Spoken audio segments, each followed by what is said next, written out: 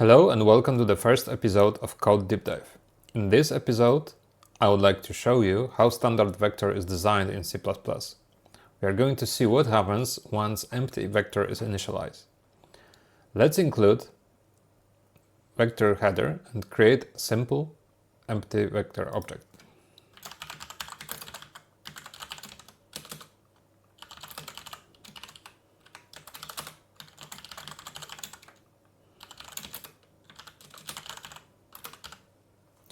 This application is not doing anything else. Let's focus on what happens once empty vector object is created. Okay, here it is. So let's deep dive. This code is GCC vector implementation. We are now calling default constructor, and once going one level deeper, we see there is a vector base class default constructor being called. Once we look at the outline, there's indeed a vector templated class, and this class actually implements vector base. Let's visualize that.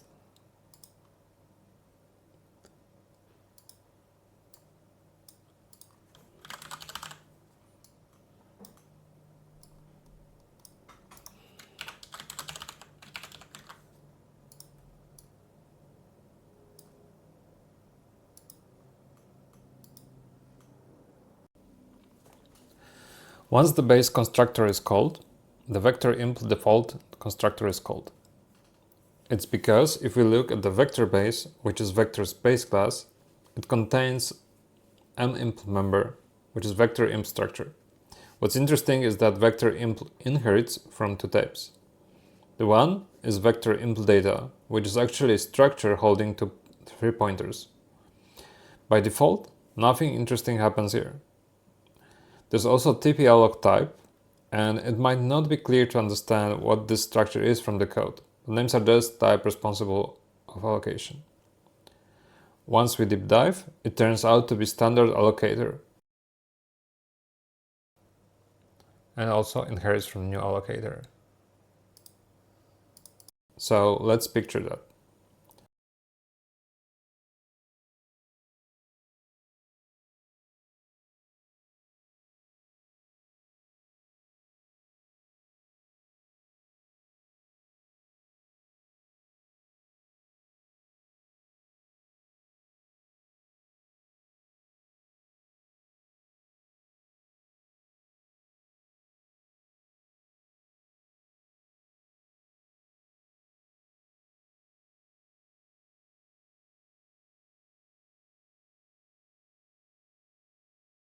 To summarize, our vector class is inheriting from some vector base class that stores vector imp structure.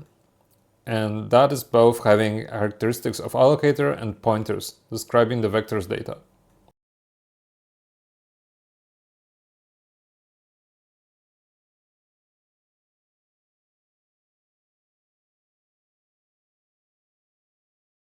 At the end, there's empty vector object of length 0 and capacity 0. It looks as expected under the inspection tool.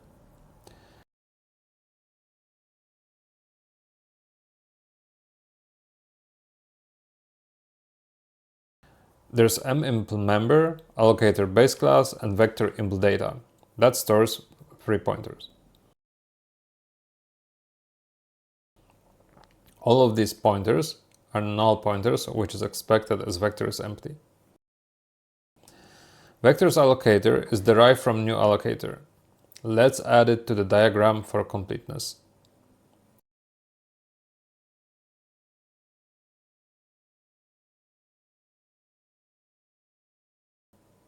Now the diagram looks complete. In the next video, let's see what happens after adding items to the vector.